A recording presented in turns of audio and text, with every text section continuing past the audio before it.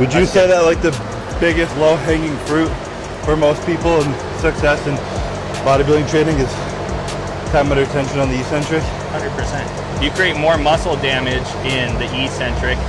That's not the only way to get hypertrophy, but that's one of the main ways you get hypertrophy. Yeah. And eccentrics are one of the fastest ways to build strength. And strength's the mother of all qualities for hypertrophy, especially. You get stronger.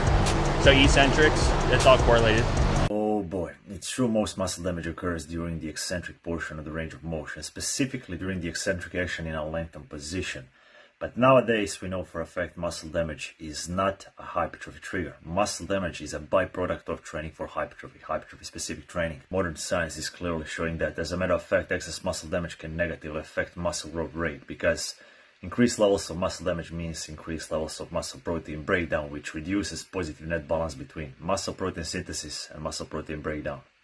And you want that gap between the two to be as large as possible. Not to mention prolonged recovery times, which come with increased levels of muscle damage. The only hypertrophy trigger we're fairly certain of is mechanical tension. So no, the fact you're getting sore all the time doesn't mean you're growing. As a matter of fact, if you're getting sore all the time, it probably means something is wrong either in terms of training volume or recovery. On the other hand, it is true we can handle more load, more resistance during eccentric contraction compared to isometrics or concentrics. This is where you should always aim to upgrade and expand your knowledge to stay up to date with the most recent scientific research.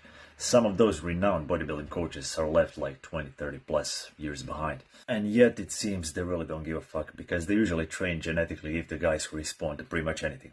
Those guys can do pretty much everything wrong and still grow.